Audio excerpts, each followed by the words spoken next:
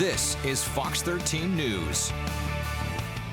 We're learning more details about a state employee arrested for conspiring to commit a prison riot. So the suspect in this case, Michelle Goodman, works at a youth detention facility. She, along with 2 of the inmates there, were arrested this week. Now, charging documents obtained by Fox 13 show that Goodman is being charged with a prison riot, abuse of office, and conspiracy to commit assault in the 4th degree. Chehalis police say they were tipped off by an inmate who claims Goodman turned a blind eye when he was beat up in his cell by another inmate. One inmate even claims to have overheard an incriminating conversation about the event. Surveillance video shows an inmate entering the victim's cell as Goodman nearby takes no action. Minutes later, she's seen on camera again laughing as the accused inmate mimics gestures, punching that person. And Goodman was released last night on a $20,000 bail, but this is just one of the issues we've seen at Green Hill. Yeah, Fox 13's investigative team has been following an influx of issues at the facility for months now. The governor's office has declined our request to talk on camera, so we tracked him down to find out how he's feeling about what's unfolding. Drugs, marijuana, fentanyl, powders, pills. For months now, Fox 13 has been spotlighting issues within the walls of Green Hill. It's a facility meant to rehab teens and young adults, but countless employees, current and former, say the state is failing inmates and setting them up for failure. It's that environment. That place should not be open. They don't care. They don't. If staff continue to do what they're doing, no one's going to be able to break that cycle.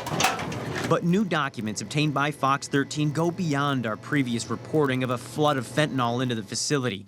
We know that in a span of 6 weeks between the end of 2023 and early 2024, investigators were called out at least 7 times for what was referred to as prison riots, one involving at least 6 people. And today, one Green Hill employee was behind bars in Lewis County, scheduled to go before a judge. DCYF telling Fox 13, quote, "We are aware that Miss Goodman has been arrested. We do not have further comment on this matter due to the active investigation you mentioned." I came away somewhat encouraged. Today, State Senator John Braun toured the facility. He's been a vocal critic of the issues that we've been reporting on. In fact, he and the governor's office have had some back and forth following our last report.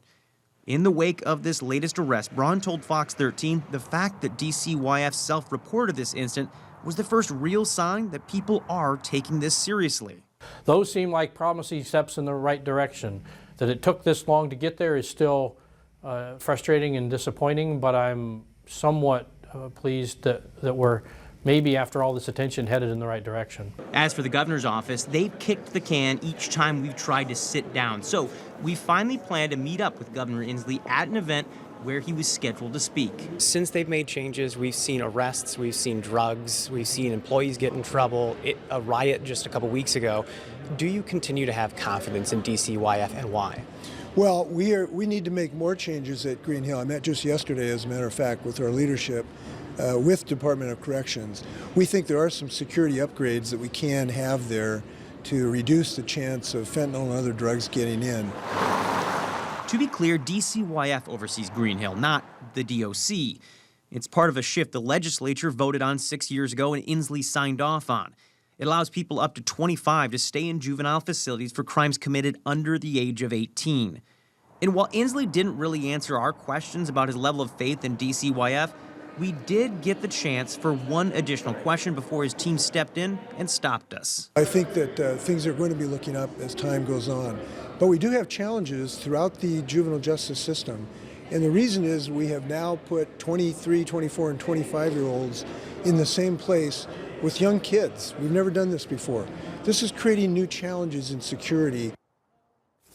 So it remains a work in progress 6 years after that vote. These facilities, their employees, and frankly, young people are seeing this unfold firsthand. Former employees tell me they needed a fix yesterday because the residents in these facilities deserve a shot at rehabilitation. It is, after all, as they say, why these facilities exist.